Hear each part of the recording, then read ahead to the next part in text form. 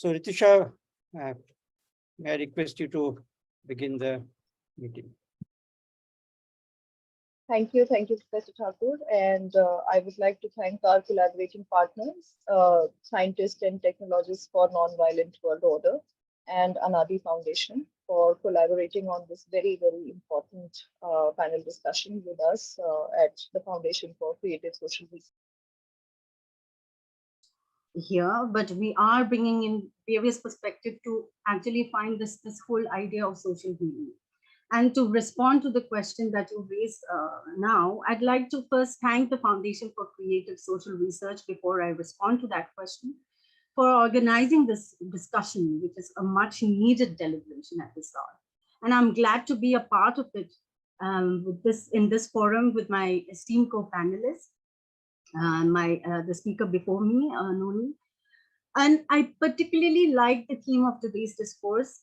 However, when I think through the term social healing, and that is where I question myself, whether or not a social healing through academic discussion will at all be effective. And this applies for all of us here sitting and listening, when the very reason behind this mass ethnic cleansing, and Noni just said that the violence has been, kind of abated, and for a few days the violence have not happened. My question would be, in order to make such an academic discussion effective, why was the violence happening in the first place? That would be my first question. So such a forum can be only effective if we reason out. And the very reason of such mass ethnic cleansing of the Kuki-Zomi ethnicities was ignited. And I'm coming to the root cause and the answer to the question, because the answer is in 4 layers. And the root cause, I personally, when I look at it, the narratives that are running around is propaganda against the minority by the majoritarian predominant culture. The larger root cause of this conflict, as I have mentioned, is the narratives being fabricated for the convenience of a particular. Yeah. So when both sides are accusing the other of starting the conflict, and let's not touch history, let's not disintegrate the lands, from illegal immigration context to the drug trade and terrorism, the majoritarian predominant culture have accused the minority, and that has always been seen in in history, of being sectionists or illegal militants. Now, the fact of the matter is that both communities are known to harbor armed militant groups. But as many as 8 organizations with support base among the majority Métis have been included in the list of terrorist organizations who are outlawed, maintained by the country's security agencies, and not one group representing the minorities, Zomi Kuki community, have been included in that list. So why am I narrating all these propagandas and false narratives of historical analysis, of political and economical and sociological background? The reason is, why does it become so easy for the common man to believe these false narratives or fabricated histories of the predominant culture against a minority? And why is it being propagated? And here comes the major root cause, when we see that the root cause of these such unnecessary turn of events and false narratives is because that this is a war of identity, ethnicity, and resources. And by resources, I mean the competition for exclusive control of resources. Land comes at the center of resource politics. Lands depositing natural resources such as oil, natural gas, etc. Like in the town of Lamka or Khersol or Tamenglong, etc., they're particularly prone to such politics, of the majoritarian predominant culture. Now, with the violence in Manipur, it is very pertinent for all of us to understand, why would the majority culture want to remove the minority Kuki-Zomi people from Lamka or Khersol or Tamenglong? It is because of the rich resources that these towns have. Take, for example, the Tipaimuk Dam is another example, or the land in the hilly areas owned by the tribals are also favorable for plantation crops like palm oil, etc. So you see, there are a lot of coincidences happening here with the sudden discovery of oil and natural gas in these areas around the 2010. This can also be assessed with the new Métis awakening. And I say Métis here by saying that, and I do not mean it personally to attack anyone personally on this forum, but the majority community awakening with constructed history arose. The conflict over forest reserve, land reserve, the Shivu Park, or the Anglo-Kuki War, and all narratives that are running across various national newspapers, they all trace their root in that resource politics. Now, the second root cause that I want to identify here in this discussion is the deep state politics, which is always conjoined or in the interest or with the interest of the central government, be it any ideological, any political party which is governing the central government. My third reason would be with certain laws like the international law of the UNDRIP of indigenous people, defining the rights of indigenous people, this whole new concept of indigeneity has played a major role in the fight of identity and ethnicity. Now, we should be very clear that all indigenous people are not tribals. And according to the constitutional provision of India, we know that the tribals are specifically have 5 components, and the majoritarian valley culture do not fall into these categories. Now, if I may, if I'm given a chance to maybe, briefly respond to my co-panelists about the histories of not disrupting the integrity of Manipur and the territory. I must make clear that the Zomi Kuki tribes have been inhabiting the hills much before the British colonial rulers came. Even when the princely state of Manipur was conquered by the British in 1891, the hill tribes were unaffected. They were separately annexed as a result of the Chin Lusai expedition in 1889, and the hill tribes and their lands were never under the control of Maharaja of Manipur, and the British administered them separately through the British political agent. So if we were going to continue, discuss our narratives from our own perspective, there will never be an end to it. So that would be my submission at this point, and we will definitely come to the other discussion of how such social healing or social consciousness can be arise for a particular, or for this cause particularly. Thank you, Ritusha. I hope I didn't take so much time. Yeah? Thank you. Thank you. You know why I'm saying is that there are so many distortions, and lack of information is supplemented by deliberate distortions of facts and figures over the years. And since the starting of this conflict or violence, things have got more nasty. It's almost like what Hitler's propaganda minister Goebbels had said: you tell a big lie and repeat it 100 and 1,000 times, it becomes a truth. So it becomes very difficult to put, and especially for the mainstream India, because you barely know about what Northeast is. So let me start with the very locations, and let's go step by step. If I spill over 2-3 minutes, I hope you will allow, because this should help us not only about this present crisis, but larger understanding of the dynamics in the Northeast and its relationship with India. Let's start with this. In just after what we call the Sepoy Mutiny, or the first war of independence in the middle of the 19th century, the territory that we call the Republic of India today was broadly divided into 2 territories with 2 different kinds of sovereign power being exercised. The one is called British India, which was under the direct administrative control of the sovereign king in England. And there is another group of territories which are called the native state, the Indian state, or the princely state. These are the 3 terms used, where the sovereign power was raised with the Nawabs, the kings, and so on. And this was clearly laid out in the November Declaration in 1958 by Queen Victoria. And these states were under what is being called the paramount power of the the British king. But they are, in that sense, is a sovereign power is not exercised on the people. That's the difference between the people in British India and people in those princely states. Among those 600 princely states, there were roughly around I don't remember, it is barely around 100 of them. I have the exact list though, I don't remember it, were called the gun salute states. They have a meaning when the ruler of these states come to New Delhi to meet the viceroy or so on, there will be firing guns in honor of those ruling princes, or what the British call it princes. There is a reason why British call it princes, because they think that there can be only one king and the rest of the rulers in India are nothing but princes and so on. So Hyderabad and the Kashmir were the largest gun salute state with 21 guns. Manipur was a princely state with 11 gun salute.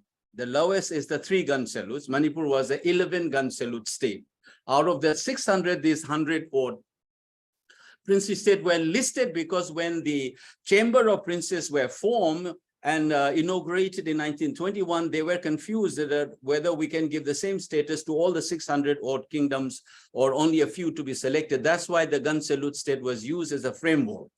So this particular state, like all of the princely state, was asked to join either the Dominion of Pakistan or Dominion of India in 1947 through what is called Instrument of Accession. And that is how Manipur comes into the Indian Union as a republic. They signed the Instrument of Accession, followed by a controversial agreement, which is called the Merger Agreement. One must distinguish between the Instrument of Accession and the Merger Agreement, because under the Instrument of Accession, the power that the federal government hold is communications, defense, and foreign affairs. The rest of them were with the ruling ruler of each state. That was how then the merger was signed. It was extracted from the king by coercion in Shillong and on 21st September 1949, and it was implemented on the 15th of October of 1949 itself. Now, this is very crucial for us to understand what Manipur is. And I've given you the background of the Indian state and how Manipur is part of that one. Now, this 15th of October 1949, Manipur became, or this merger agreement was implemented and the state assembly was dissolved. The speaker of whom that state assembly was a Paite guy called Tiangkham from Churanchampur. He was the speaker of that house. He pleaded that, the merger is illegal and assembly must discuss before joining and so on. And there were Kuki chiefs who were also protested this forced merger in 1949. So that was a state, and this is the turning point. One must recognize whether Manipur state is an entity or not. And if you look at the 19th entry in the Constitution of India, Schedule 1, Manipur is defined as the territory which immediately before the commencement of this constitution was being administered as if it were a chief commissioner's province under the name Manipur. That's the definition of Manipur in today's Indian constitution. It says that it was a commissioner's province, the territory. And that is the hint. That particular chief commissioner's province was created when the merger agreement, which was a controversial agreement, was implemented on 15 October. In the morning, there was a notification that the power has been taken over from the state government, of a responsible government, elected government, and the king as a monarch, constitutional monarch, was dissolved, and the chief commissioners took over the administration of Manipur from the 15th of October, 1949. And that is the Manipur you have. And so a lot of myth have been created when this was signed, only the 700,000, only the valley was signed by the king. That's a myth. You can check it on this Constitution of India, how the territory is defined, how the chief commissioner, which is mentioned in the Indian Constitution, is the chief commissioner, which was implemented by the Dominion government on 15th of October, 1949. So let's keep this one. Now, that's Manipur, simple one. So what's happening? There is a history, you can go back. This is what Foucault will call it when you analyze the present, it casts a shadow in the past. So you need to go back, and the past is something that implicated in the present. That's a dichotomy between what we call it hill and valley. And this is a topographical mistake. And the division among people, I have already laid out in my Hindu article, you can cross-check it. You must remember that on the formation of the continents on Earth, why Himalayan region is earthquake-prone area, and all those things can be laid out in scientific terms. There is nothing illogical or untruth about this, how these regions were formed. So the Manipur that you know is a mountainous part of that elevation through that continental formations. And Brahmaputra Valley and the Indo-Gangetic Valley were part of the depression which was created in that one. Later on through the sedimentation, it becomes a plain. Now what happened is that when the British came to this part of the world,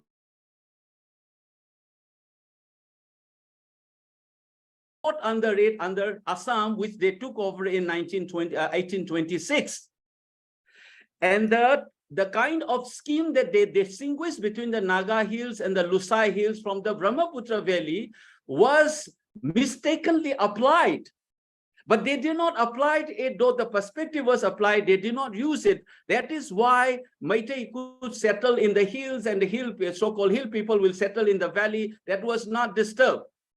When the British took over Manipur, as effectively they have taken over, though de jure they did not take over, because by that time, since Queen Victoria's proclamation, she has said that none of these princely states will be integrated or annexed into British India. That's why after 1891 war, Manipur was kept separate, but de facto they have interfered. They formed the government. They appointed a new Maharaja from a different lineage of the royal family and so on.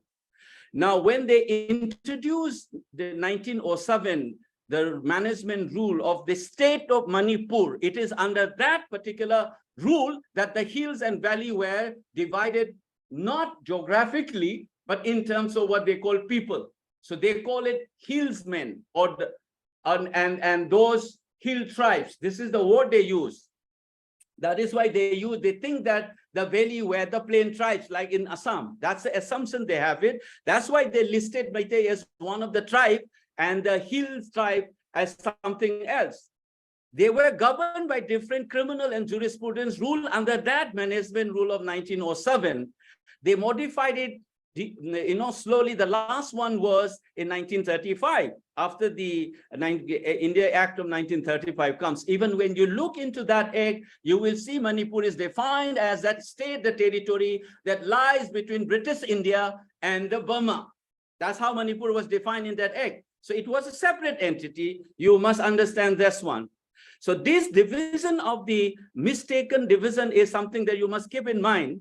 When the Brahmaputra Valley is roughly around 50 meters, Naga Hills, Kohima and others were 1,445, and Aizawl is something like 1,150s. That's a huge difference, 30 times falls. But when you look at Ukhrul, it is only hardly double the height of the Imphal, and Churanchampur is barely 130.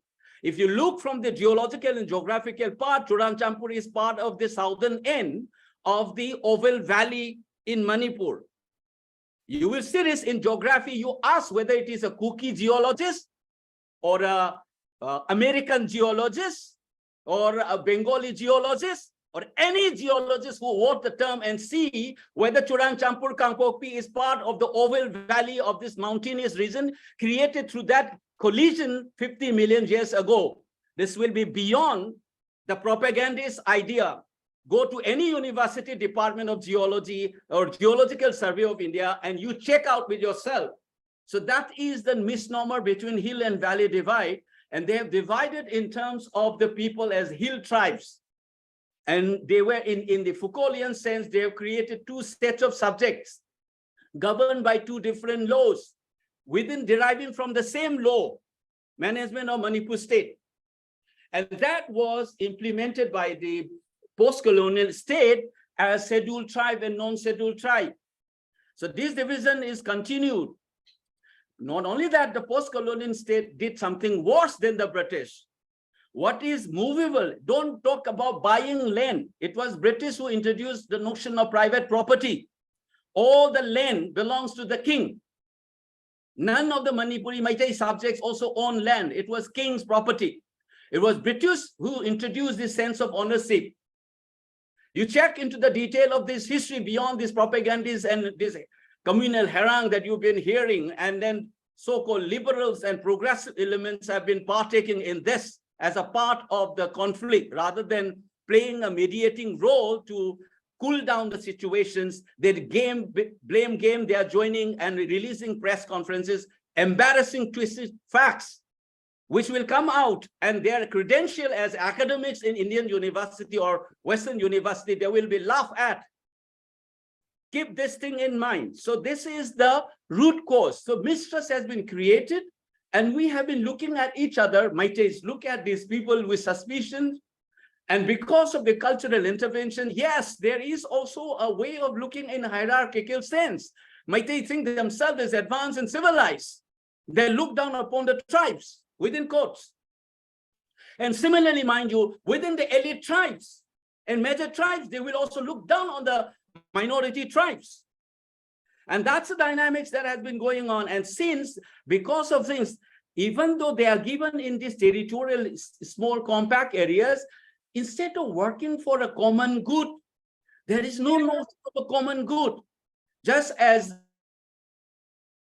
since 1956 onwards and 71, rest of the country was organized in linguistic terms. You all know this history, how the Northeast is not designed on the basis of linguistic category, but largely in terms of ethnic category. That was the ethnicization of politics in the Northeast in the state formation. And the Manipur has been following all these categories have been internalized both by the scholars, by common people, and they don't realize that they have a common destiny together in the light of this neoliberal economic onslaught and the Indo-China strategic moves. United States, Israel, and India on one side, and the Chinese containment policy, North has always been looked at in a strategic lens. We are subjects through this lens without realizing this, or the onslaught of this neoliberal economy. They think that Meiteis are going to extract wealth from Champis have been fighting against this neoliberal. Ask anybody, you will find out who were fighting against these global forces of the capitals. Now they are saying that Meiteis are going to extract. How? Do they have the money? Do they have the company to run? You check this. These are the propaganda going on. And then Indian state strategy is to use various identity groups as part of their counter-insurgency measures. Remember, all these dynamics is why this violence has not stopped. Indian army or Indian state could have stopped it if they want. And instead of looking at this larger pictures, Meiteis have been killing and these things have been, cookies have been killing. That is how the situation is. You ask yourself, why is the Prime Minister stopped speaking? Incidentally, who started asking about Prime Minister being stopped or speaking roughly against the RSS and the BJP? You will find it comes from the Meiteis. And you listen to the last 1 month television discussion on all of them, pointing finger as a Meitei as the beginner. Meitei has been the language. You listen to any other Meitei's intervention, you will have the voice of saying that, why did the violence allowed in Imphal, including me? Right from the ran in to stop the violence in Imphal, even it was provoked.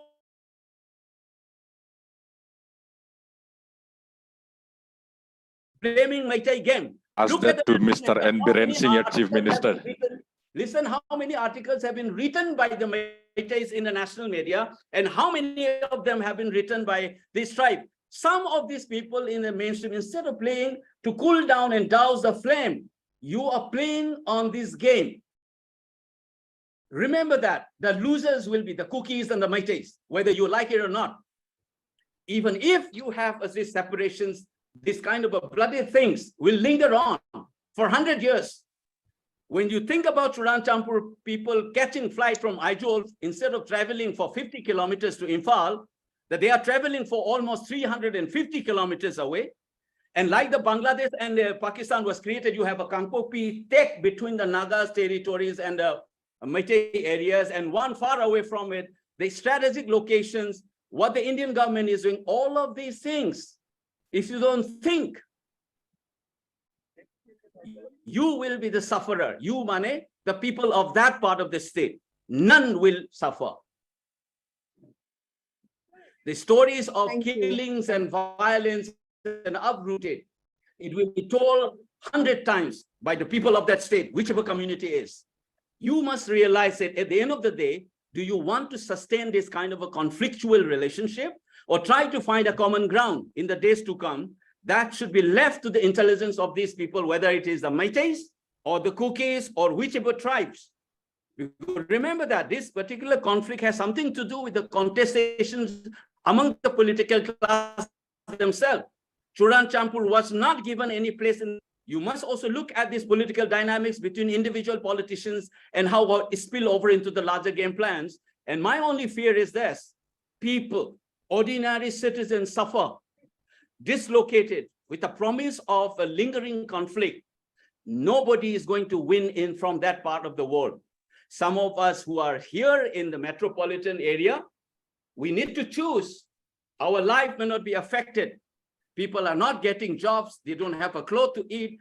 You think that this is going to linger on like this? Already, you know, I've seen what happened in the ground. Ordinary people suffer. I am telling it again, people suffer. And next year you will have a famine, then you will be dependent all because agricultural work has been stopped. And this will create another dependence on Delhi's help. All these things. Stop this madness for a while and think and talk it out. Professor among Akoijam, yourself. yeah, Professor So that Akoijam, is the message, and I'm coming here to give you this message. Race, you want to fight it on, you want to blame the Métis, or you want to blame the Kukis, go on and think what consequences you are bringing to your own people and your own lives. That's my message to all of you. Professor Akoijam, taking a cue from your you know, what you have been speaking about, trying to find out a common ground. I'm going to raise another set of questions, and I'm going to this time shuffle the order in which the speakers appeared earlier. I'm going to be raising the question, and I'm going to invite first Dr. Mercy, Dr. Noni, then Dr. Haukip, and then yourself for the next set of questions. So the next set of questions is, of course, dealing with the road ahead. And in that sense, I will invite the speakers to deliberate upon the possibilities of healing the fractured borderland beyond the colonial as well as the post-independence frameworks of resource distribution, settlements, whether there are common mechanisms which can be envisaged in terms of equitable expropriation of resources. You know, other than what we already have on ground in terms of certain community-based affirmative action. So is it possible to have, you know, to envision common mechanisms of equitable expropriation of resources? Because that has emerged as a very strong point in all the speakers, you know, perspective. So Dr. Mercy, the floor is yours. Okay, thank you, Ritusha, and thank you, Professor, Dr. Bimola Akoijam, for this erudite discussion. I was under the impression that we would be dealing with certain questions on a particular theme and topic. So I might have not said whatever I wanted to say in the first, you know, part of my turn. But yes, coming to the question of the fractured borderlines and also the equitable resources. In order to answer that, I have to say that, you know, that what Dr. Akoijam has rightly said, if you do not stop the blame game, what has done and what is past is past. But apparently it is the majoritarian predominant culture and the miscreants who are not stopping this violence. So where does the blame game go to, and it goes to whom? That is my first question. And this whole idea, when I talked about narratives, you know, narrative is like the Foucauldian idea of the majoritarian narrative converting or trying to subvert the voice of the subaltern through various power structures for its own manufactured truth is not uncommon. And we all know that. And as Foucault uses the term power and knowledge.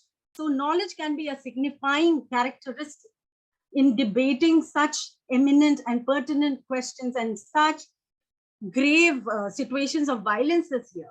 But see, the thing is that the signifier of that power is constituted through accepted forms of knowledge, scientific understanding, and truth. Now, truth in whose term is it truthful? In whose term are we talking about facts? The techniques and procedures accorded to value in the acquisition of truth, the status of those who are charged with saying what counts as true. Now, are we saying that we are trying to redefine history according to the power structures that we, in the position of the majoritarian predominant culture, are trying to say? So with this whole idea, let me come to the next point that I want to make, is that there was in the late 1980s, somewhere in the late 1980s, there was this burning of Central Library in Manipur. So you have these documents and historical documents being burnt out. So who is creating whose history is also a big question. Reconstruction of history is not at all an uncommon term in this age and time, in the national narratives also. So, hello, can you still hear me? Sorry, I pressed something. Yes, I don't we know can what hear was you. it. So yeah, so coming to that discussion, in Manipur, each community have their land. And I'm coming to your question on equitable resources or borderland fractures. The hill tribes are never ruled by the Manipur Raja, as I mentioned. And after the Treaty of Yandabu in 1826, what happened?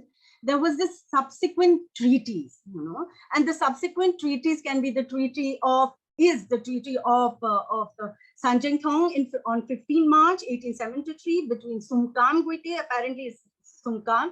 It may be in a different record that Dr. Kulcha must have read. It's not Kimkam, it's Sumkam, the son of Raja Gokatang Guite and Raja Chandraketi, as follows. And the formula of the oath there, John Butler, the deputy commissioner then in Chachar and his tour diary recorded this peace treaty of Sanjingthong and said, the formula of the oath declared that peace should now last between the two nations. And amazingly, he used the term nations. Until the sun rose in the west, until river flowed uphill, until hair grew on stones.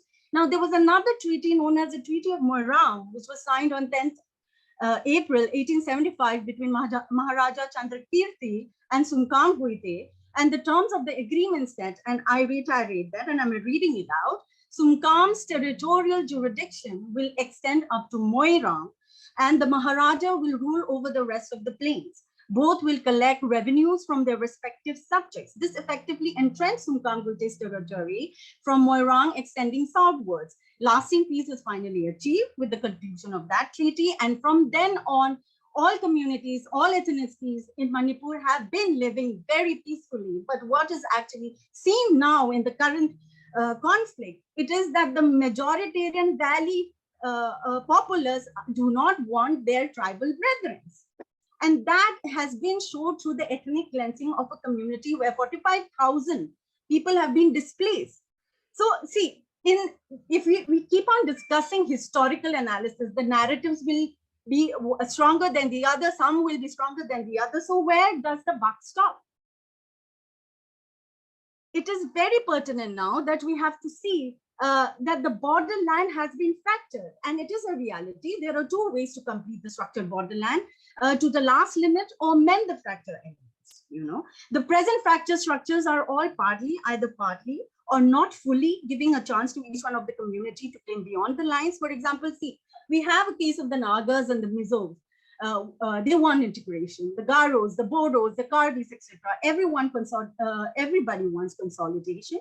Unless such aspirations of the various communities in Manipur particularly are fulfilled, the situation will remain volatile. And I'm saying volatile also because the violence has happened. It has happened because of the state machinery.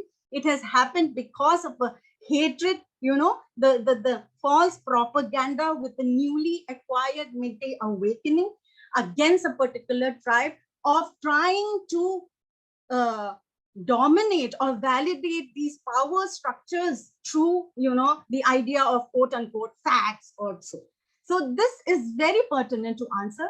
And coming to the next point of mechanisms of equitable exploration of resources, I think Ritusha and my esteemed colleagues here on this platform, it is very tough to even indulge oneself in such a discussion when we talk about equitable expropriation of resources, as it never was equal when it comes to the value populace hijacking all resources and basic infrastructure and developmental policies, and also funding from the the central government.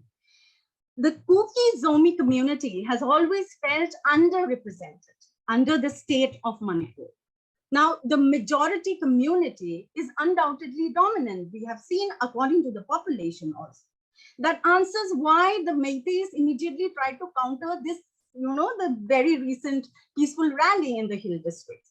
But as Manipur was a colonial making, so decolonizing can be a form of restoring the autonomy of each community in Manipur, as much as the political problems facing Manipur was deeply rooted and inherent in making Manipur, which Dr. Akhoijam has rightly, sort of validated again and again. Now, land ownership system of each community should be respected. And we know that 90% of the land mass belongs to the hill tribal people because they are in their ancestral lands, and one cannot just cite rules and arbitrarily set up committees on the pretext of encroachment. In fact, if you were to turn these state legislatures in the interest of all communities in Manipur, it would be considered that the valley inhabitants are encroaching the lands of the tribals. See, so which side are you reading the story on? That is the main question. And what actually can be achieved by resolving this current crisis around community-based affirmative actions or equitable exploration of resources. This is very important. And the next one I want to emphasize on is that the sustainable development in ecological fragile state like Manipur, there should be more constitutional provision that allows the tribal communities' involvement in all the development processes. And when you talk about infrastructure and resources, see, when we look at the Government of India Look East policy, more than 39 MOUs with various states of Southeast Asia was signed. Now, these include oil pipeline from Namuligra to Imphal, chroming and limestone mining, hydroelectricity projects, oil exploration, etc. Now, the existing Article 371C of Indian Constitution, which is supposed to protect all hill areas, is ineffective on this regard, with another provision that outlined and provided that nothing in this item shall apply to lands acquired for any public purpose. So a total of 19,135 hectares of reserve forest areas was given to the Indian Railways without even referring to the Hill Area Committee. So who is at fault?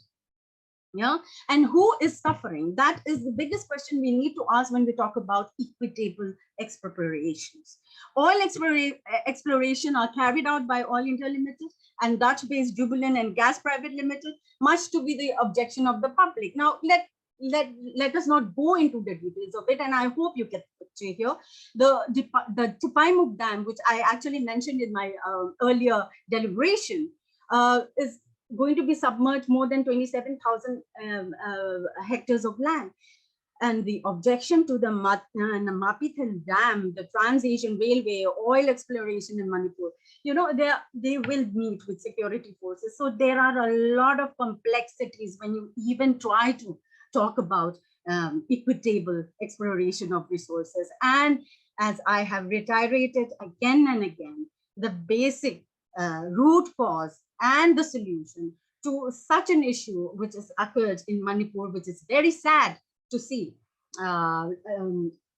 till now, because till now we were living peacefully, separately. But now the divide lines have been cleared, the fault lines have become concrete by the valley majoritarian predominant culture, running an ethnic cleansing program against the hill tribal, particularly the Zomi Kuki inhabited areas. And hence I keep on repeatedly say that this whole umbrage, or this whole Pandora's box is open due to the conflict of forest reserve, land reserve, and that is the root cause. I will end my discussion here, and we can continue and discuss what then now, happens, and what are the kinds of steps that we need to take in affirming social healing amongst the two communities. Thank you, Ritisha.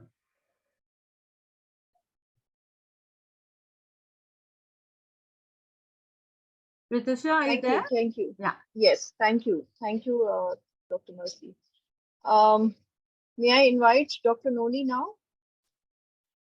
Yes, Dr. Noli, you may unmute you need to unmute. Yeah. Ritisha, can you hear me? Yes. Yeah. Yes. I think I'm bound to clarify and also respond to a couple of serious allegations placed by Dr. Mercy. And I think she is highly self-contradictory for the reason that she started speaking and she mentioned about ethnic cleansing of the tribes, particularly Chin Kuki Zomi group in this present context. And she used that word 3 times. On the other side, she talks about the possibility of equitable distribution. On the other side, she also says that people, the Kukis and Meiteis lived together at one point of time, and conflict has just happened this time, perhaps for the first time. So I think her narrativization of the present context is largely self-contradictory for the reason that she started blaming the state government and the Meiteis for encroaching upon tribal resources, what she says. That is the availability of hydrocarbons and petroleum products, which is highly unfounded. And she herself has affirmed that unfounded argument by saying that this is the central government that actually, controls over the governance of these resources, because I think she needs to read 7th schedule of the Indian Constitution, where the resource management, where the management of the natural resources is given to the union government. And I think there's no point blaming a community or the state government. And there lies the question of fiscal federalism in India, and also the way the states actually do not have any role to play as such. So thereby, I think the question is largely more about the center-state relation, and she needs to read that a little more deeper. And she also used an interesting phrase called deep state. And I think she completely misplaced the notion of deep state by blaming on the Meiteis, that the Meiteis are reflective of deep state. And I think she needs to reformulate and retrospectively see her own phrase, because she has not been able to understand that despite the 40,000. No. I have to clarify these allegations, which is sorry. No, these are not allegations. May I just intervene as a moderator? Yeah. Listen, may I just intervene as the moderator? My suggestion is that we focus on the questions that are raised by the organizers of this. Okay, I can respond to it. Okay, I'll do that. Yeah, I'll instead do that. of responding to each other. No. Yeah. I in my speech when I spoke, I did say that every time I raise a question, it's in response to the question and not to the previous speaker or others. Where in the first round, I was given, when I spoke, I never accused any community. I only talked about the constitutional flaws that is there, and which has led to the ethnicization of politics in the Northeast and Manipur. I only spoke at that level. But the second, Thank you for that. But I would request you to do the same for even the second round of questions. No, you should have intervened. You should have intervened when she started using ethnic cleansing again and again. That was not called for in the present context, because we're talking about social healing, right? So since we're talking and we're trying to focus Ritisha, if I may just clarify, I'm sorry, Dr. Noli, if if my comments and the nomenclature that I use have been taken personally.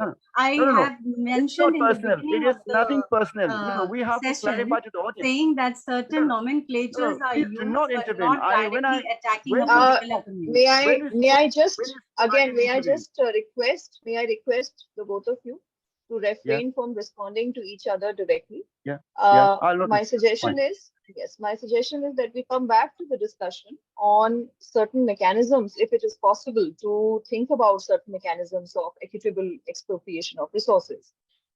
If it's possible to move beyond the frameworks that have been present either in the colonial Yeah. or Okay. post-independence Fine. framework. Yeah. Fine. So I think Dr. Mercy needs to withdraw a couple of terms that she used. Otherwise, I think there's no possibility of talking about social healing and even equitable distribution when you are actually, accusing people and tormenting and or manipulating facts and figures. I think that's very uncalled for in the present context of social healing. Now, coming back to the social healing issue that you're raising here, the equitable issue. I think one has to talk about the limitations that the states confront when it comes to the issue of development. And I think everybody present in the house, in the discussion today, including the audience, will have to underscore one fact, that is 1971. There, we were not the aggressor. We have been aggressed to this extent. We lost so much. So please give us some political solution with sufficient arrangement, political autonomy, with sufficient arrangement, with full autonomy of the sort to avoid any future conflict of this nature, because conflict is not good for our overall development. And how we know that how vital is Manipur? It's a corridor to Southeast Asian countries. All this development for the entire nation development, look, is policy, everything is there. So unless that corridor doesn't have any sort of semblance of peace, how can we bring about it? So the solution is there. At least from the cookie side, what has been here, I'm not speaking, I'm speaking what I've read from the minds of the people is there. At least there should be given an alternative arrangement with sufficient autonomy in order that such nature, such violence should not recur again, and should both the Métis and Kuki can later on live together. So with this one, I conclude my speech. Thank you. Thank you. Thank you, Dr. Hawkins. May I invite Professor Birmol Aichkom for his final thoughts? Yes. Yes, we can see you, Professor. Yeah. See, one of the things that I must tell you is that if you sense any a tone of desperation in me, because I have visited home and I know what is the reality, the people, like all shared spaces in South Asia, when you have this kind of a violence, there are people who are silently suffering. The relationship they have across communities. I know I have heard and talked to many of them. I must tell you that they're friends, college friends, marital relationship, how those people suffer and how those people in relief camps suffer. And there are a lot of angers. I must tell you, and I must also share with you that I have never seen certain sections of the Métis being so radicalized and so angry. And I know I don't want to talk about it now. But any radicalization is not good, neither for the society itself, that community, or their relationship, the other community with whom they have relationship. This radicalization, do not think that it only happens among the Métis. When you're too obsessed with your identity, a parochial, exclusivist, sectarian thought-guided identities, you are bound to destroy what is essentially various shared spaces. That must be the warning. Any South Asian scholar knows this when this kind of violence happens. I have seen people. I'll tell you one personal experience in the recent times. One Kuki fellow whose wife is a Métis, whose house was burned, and he hugged me and said, "Tamo, I don't have a home." And it hurts me. Remember this. And I have heard one Churan Champur Métis girl crying. I can show you the video recording of my communication in a public hearing held in Delhi. I said, first thing I reminded her, I said, your pain, when I say I understand, I will not be saying that I can feel you. No, I can only sense some part of it. Your pain is unique. But I said, please remember, just as you were narrating about your experience in Churanchampur and how your house, she doesn't have a home anywhere in the valley. I said, remember that other communities have similar stories. When you guys, this pain is understood with each other, that is where the humanity will return. Do not think that your pain is the only pain. This is a Meitei university teachers telling a girl who was crying, and some people will use that narrative for some other purpose. For me, I was reminding him because I have worked on partisan violence for 10 years in an institute in Delhi. I know how these things have worked. I was a public hearing jury member on Gujarat violence. Remember this, behind the politics, there are people who are worried about what is going to happen in this monsoon, in the next year. This fear is there, but there are political games to achieve. That's a different story. Now, let me go into this one when you're thinking about resource and way ahead. Let me share with you this. When I'm speaking, I am not speaking as a Meitei position. And I'm also going to tell you this one. There's something called in academic literature, we call it reflexivity. I check myself how much of my statement is coming from subconscious, unconscious, whatever it is, or being a Meitei as my location. I constantly fight back. Remember this. This is the only way to understand others. But beyond this, let's accept one part of the politics. When you think, when you can vulgarize Foucault, and when you follow a dictum as if facts are not facts, you're familiar with this statement about the right-wing groups. Facts are not facts. When you know that the nation as a word in Rabindranath Tagore's own word, he never used this word nation, trying to show that it is external. On a treaty which is signed, and it gets translated, how that English word nation, what kind of meaning it will acquire. Why is it that Tagore resisted from using the word nation? Look at Ashish Nandi's work. Look at Tagore's work. Why he's so antithetical. So just simply because the word nation is used and so forth, and whose fact is anyway, facts are not facts will not work. Whatever the treaty that has been mentioned before me, you must know what is that treaty would mean. There's no time for me to speak here. Convenient way of projecting what is presented as a fact will collapse if you engage with an academic, authentic engagement. If you want to do it, please organize a separate seminar on what is history, what is fact, how is history is written, and what are those documented issues in the archival material. Do not pick and choose. Try to understand. That's one, any history. I am the first one who says that some of the Meitei suffer from imperial nostalgia. They need to reinvent themselves. Check my writings for the last 20 years. Do not write history with the a la mainstream kind of an approach. You need to have a thinking of the subaltern perspective when you write history. I have said that anachronistic assumptions of the nation state and looking at Indian Manipur's history will not work. But how it gets crystallized at a certain point of time, what was the nature of the power structures, what is the nature of the relationship among people and communities, one must be able to honestly look at it so that we can imagine ourselves of a future. Now, you said it selectively use facts, resources, look at it. You have been using forest laws and forest dwellers. Remember that. Meiteis were dependent on forests like many communities in the Northeast. Check documents from 1913, from 1936 report, forest report created by the then government.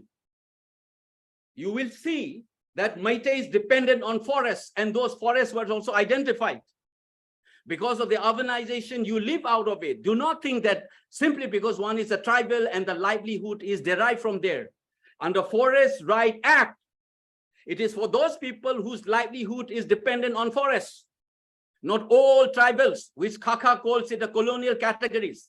We are primitive, we are backward, is something that has been challenged, including by the tribal scholars, because it is a pejorative, it creates a false self-image about your self-esteem is destroyed. There was a committee formed by Government of India Tribal Affairs in 2014, and it has submitted a report saying that you must remove this phrase called primitive traits. This is pejorative. You do not fall into exogenous categories to define yourself. Now you can see series of these forest acts being declared. You are juxtaposing facts. Remember that the first reserve forest was declared in 1913 in Manipur, before the Indian Forest Act 1927 comes into operation. And there's many of these reserve forests which has been declared is in 1966. This is before 371 comes into being. So saying that under 371, you cannot declare is a retrospective reading. You can't do that. 1966 Act declared it, 71 comes later. And there are, who's an assistant settlement officer, you pick and choose one part of a particular proviso in that act and leave out deliberately, which is there all in the national newspaper, selective truths. You don't even read convenient. You think the resources in the hill cannot be used by the state. You rely on the judgment of Justice Shishak. You only caught that. Funny thing is, my dear, that particular judgment that you are relying has been set aside by Supreme Court. None of these honest people do not quote that one. They keep on quoting in Shishak judgment saying that government doesn't have a right over these resources. And that was set aside by Supreme Court. Is never going to be copied. This selective, deliberate propagandist discourse must stop. Lot of things have been said, and this will come up. You can't press truth for a long, long time. These documents will come up. I have seen many of them. Now, what is this equitable distribution? I said, nobody can deny that there could be differential developments in different areas of the state. And I'm using this deliberately because you do it if you think that we can go ahead. Instead of communalizing the development discourse, please do an objective assessment. Number one, ask any economist in this world, and including the within quote Kuki tribes or Apaiti, anybody who's trained in economics. You read what is the factors of topography, demographic features, law and order situations, the neo-patrimonial economic structures. These are the objective, non-communalized patterns to see if there is any development differential among people and the places. It must be addressed. It must be definitely addressed, but do not communalize the discourse. When the tribal elites flag off these issues, I'll give you one example. In the recent time, how people turn and twist this propaganda game that has been going on. I said the tribal MLAs will flag off this issue just around the election or just before the election. I said, I'll give you a classic example. The example was happened on 24th August, 2021. 24th August, 2021. The last session of the then 11th State Assembly. One tribal MLA posed about development distributions and allotment of fund and utilization. Now that has been used as if I have told a lie in the propaganda videos that I have seen. This is the same example that I was giving. That was before the election, the last assembly session of the 11th State Assembly. That was the proof. And that was not part of the debate on the budget. It was called a star question in the parliamentary language. And he was asking two questions. You know what was the question he was raising? By showing all those disbalances in the budget of the earlier from 19 onwards, he was citing, and he said, in the floor of the assembly, he was asking the tribal ministers, tribal and hill affairs minister. He said, one, did you take into confidence the member of the hill area committee about these issues? Why did you not consult us? That tribal minister is a tribal MLA.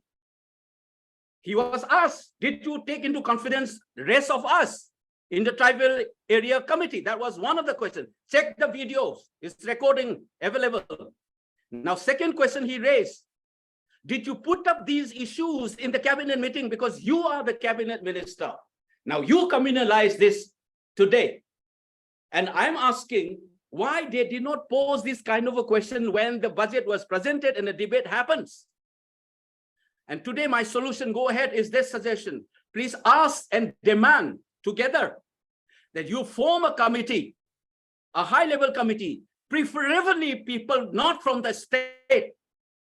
Do not allow any state people involved. If you think you can't trust each other, involve outsiders and do an objective assessment of the topographical features. What is its role? What is the role of the old planning system? How it doesn't translate on the ground? What is the role of the neo-patrimonial economic structures?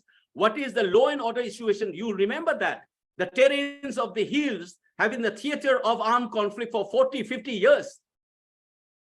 Remember this.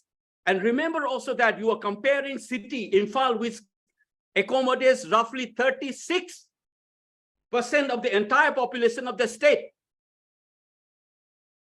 This is good development patterns. If you're genuinely talking about redistribution of wealth, please follow that up. Do not communalize the debate. Check it out. And under neo-patrimonial structure, you will see how the elites exploit this, be that Meitei or be that so-called tribal. Check their wealth. Please do that, elites. If you like the such a commission report, check how many of them get access. You will find it out one which is done by a political scientist, non-Manipuri. He said, decision-making bureaucratic structures, massive presence of the tribals and the political structures dominated by the Meiteis is a strange dynamics nowhere found in India. When you think about tribal marginalization, take Nagaland as an example. Eastern Nagaland, how many of them get access to the bureaucracy of that state? How many of them get access to the decision-making in the political structure of the cabinet, and so on and so forth?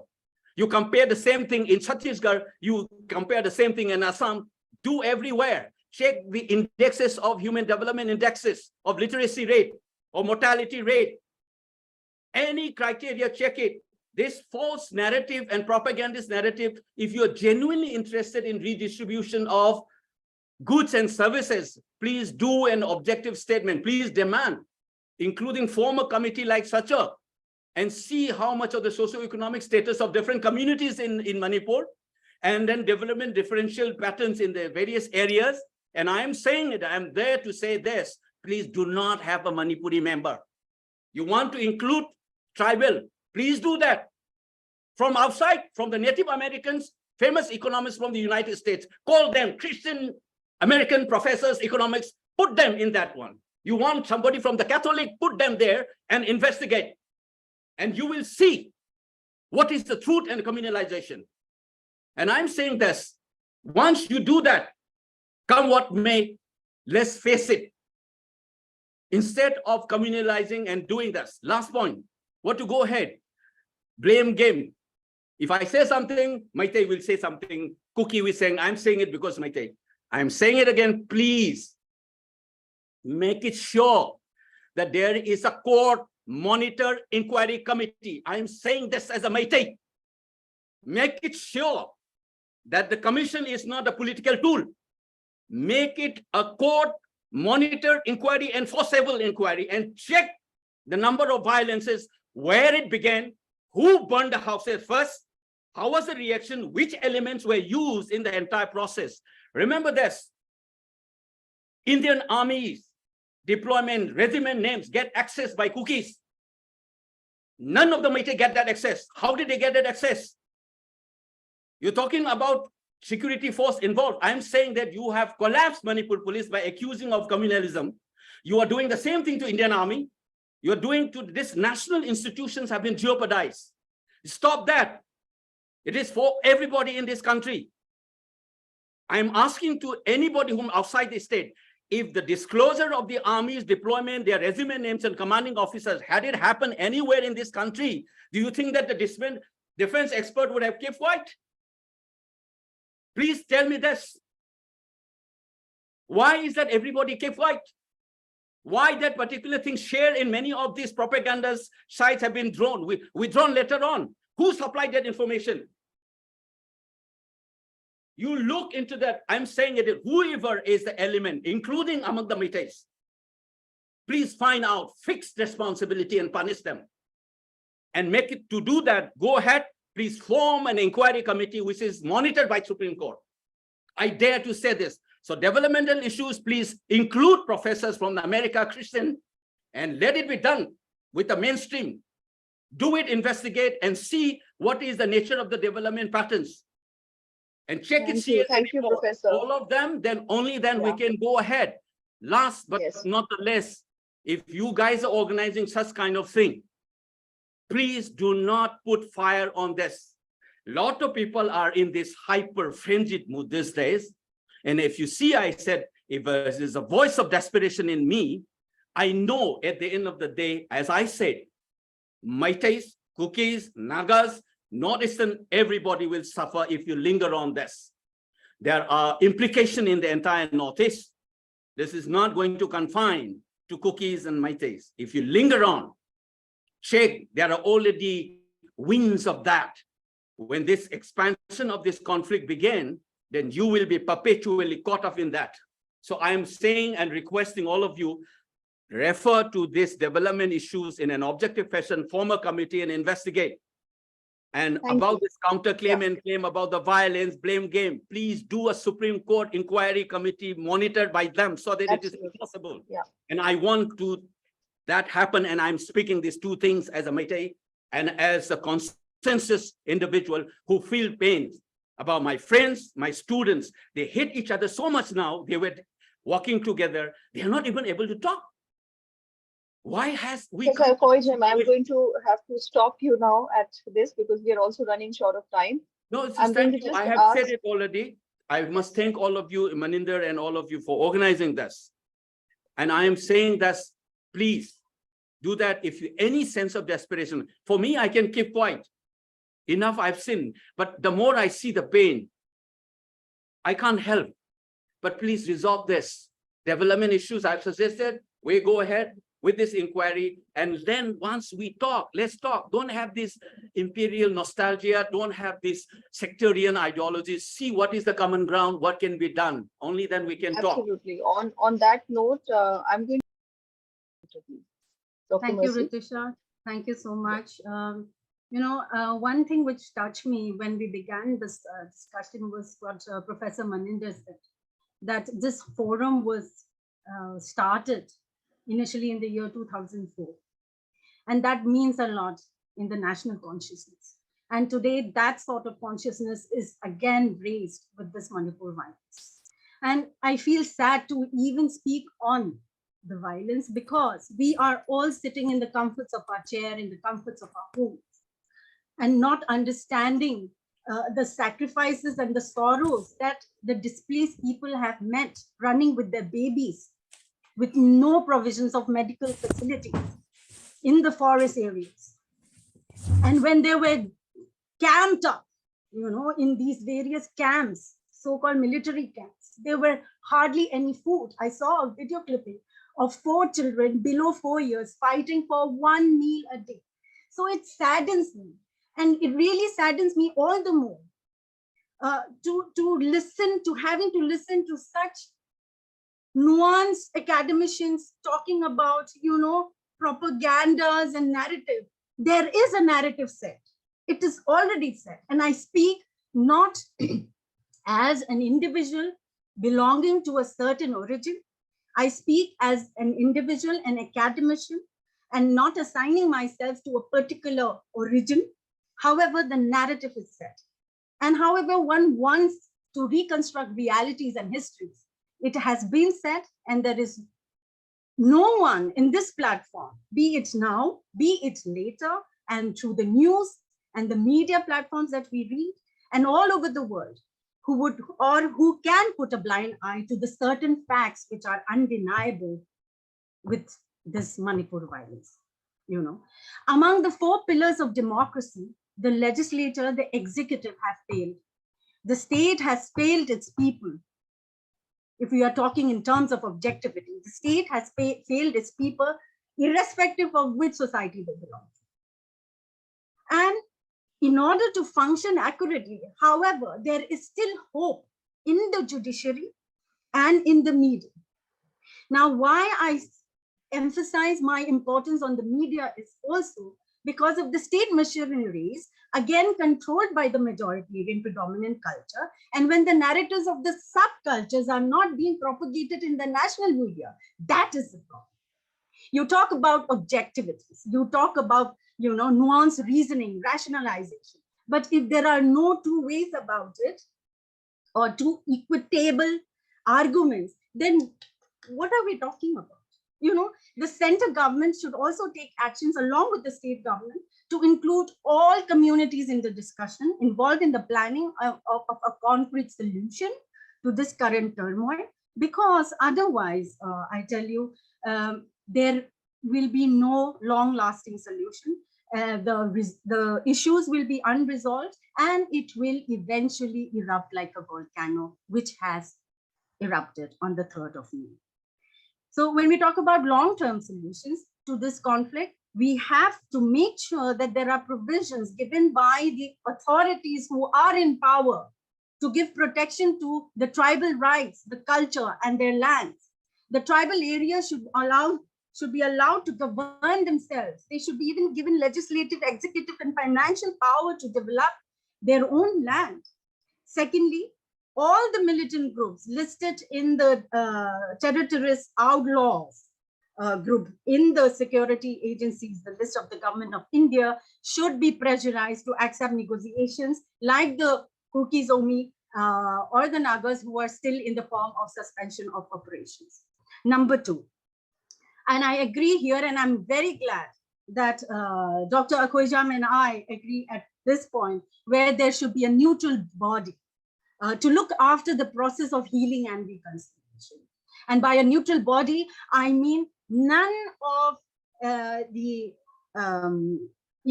affected people from Manipur should be a participant. This neutral body should be devoid of any control by the state or the central government, and to also look at the process of this healing, or in a way more eco-friendly employment opportunities, maybe first of all, to look at the displaced identities. Now you see, there are lots of relatives coming to Delhi, particularly ours also. I can give you an example. I can even name the individuals. They're looking for schools everywhere. They do not know what the future of their children will be. The certain towns and the districts of the hilly areas and the tribal areas, the children are just waiting for peace. And when we talk about peace, I really want to be sure, whose definition of peace are we talking about? And peace of a morgue, peace of a graveyard? Are we talking peace of such scale of violence, and then act on these concepts of peace? I think peace can only be discussed when justice is served. Justice to the people who have suffered, the people whose houses were burnt. There were many holders of patadas of their own lands and estates, and those were burned down by the miscreants of the predominant culture. Now, and that has to be our first and foremost step, because without justice, there cannot be talk of peace.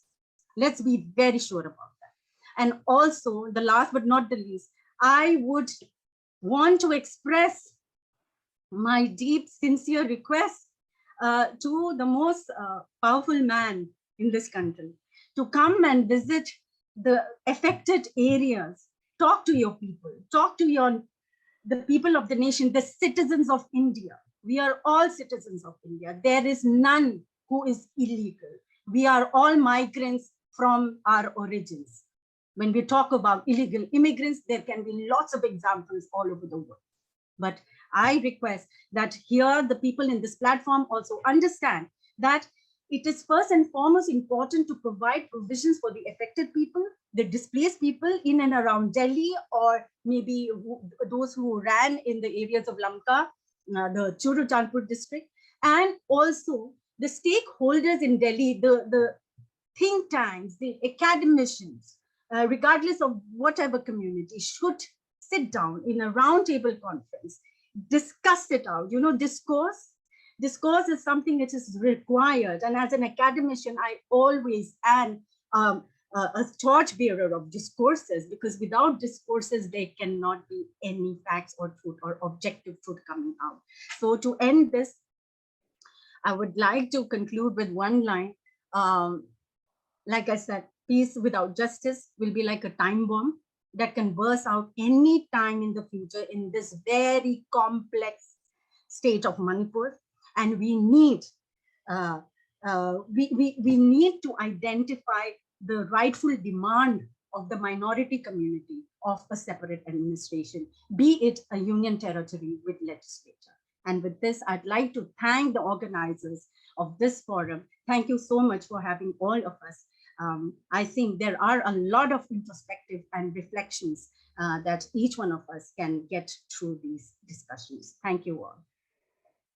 Thank you. Thank you, Dr. Mercy, for that final thought on the idea of social healing. And I think throughout this panel discussion, we have come across, this juxtaposition of dysfunctional polarities that I began with, dysfunctional binaries that we saw. We also saw narratives and counter narratives crumbling, and this whole juxtaposition of self and other. And as was very much rightly pointed out, the idea of social healing or inclusion or tolerance or forgiveness can only be a key marker when we have traveled the road of justice, when we have traversed the difficult task of separating truth from facts and from non-facts, as it were. If not lies, there are certainly non-facts there which need to be separated. So the idea of justice, the idea of peace, the idea of mercy as cornerstones of social healing have a tough road ahead.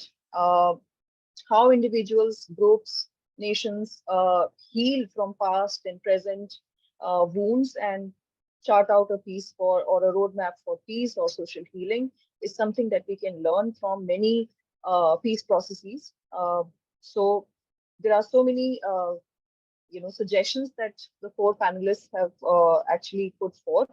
And this panel discussion perhaps will be first or many in the series of such deliberations, at least from our side. So I would like to thank all the panelists, and I would like to now give the floor to Professor Thakur. Thank you. Thank you, Ritusha.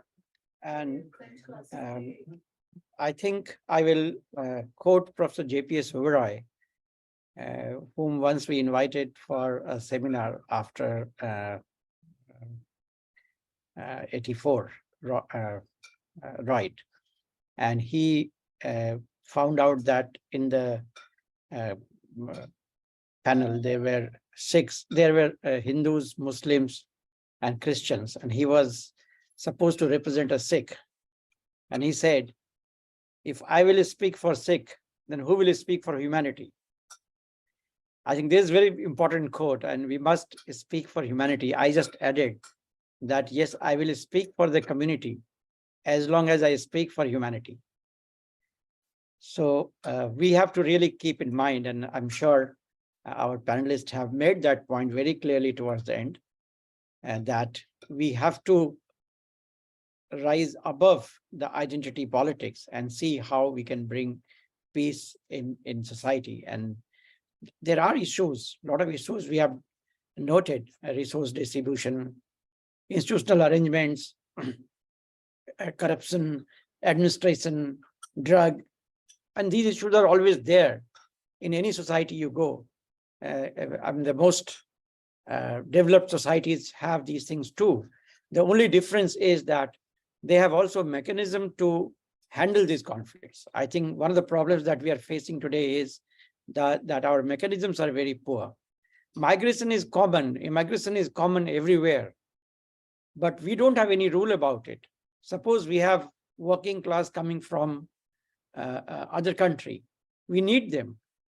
I mean, I can see in Bihar, migration from Bangladesh has revived the economy of the eastern part. But we don't have any method of incorporating them in our population. we can have work permit, we can have all kind of things. So there should be some system which can create space for people to participate in different ways. I think that is where we are lacking. And I'm sure whenever there is a conflict situation, and since Noni is located there, most of others are in Delhi. Noni is the only person located in Manipur, I guess, at the moment. In such moments, emotions run very high. And I believe we should allow that to flow also.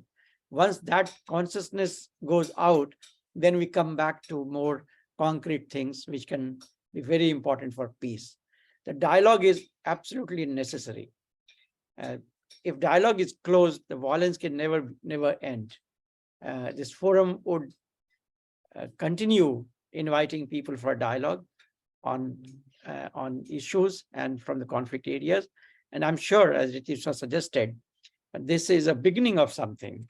We should, Ritusha, initiate more dialogues, and maybe we can get a report of this discussion prepared and some solid points brought out. And then we can initiate a second round of dialogue, and suggestions that have come from Mercy and others that neutral committees should be constituted of the academics.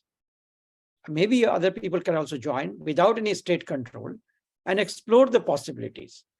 That exploration is important, no matter if the suggestion is not even taken seriously by either groups or the state. Doesn't matter. But I think this exploration itself is very important.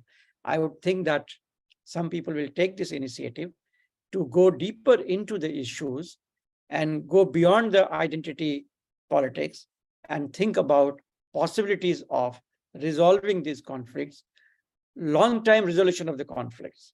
As you rightly said, if there is no justice, the peace is just not going to stay.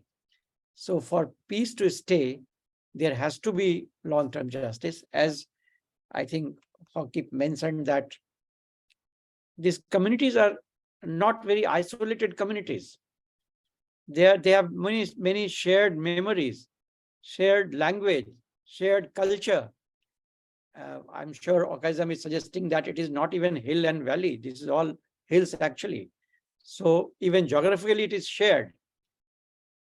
So much of shared things are there, and that is the resource for healing, I guess.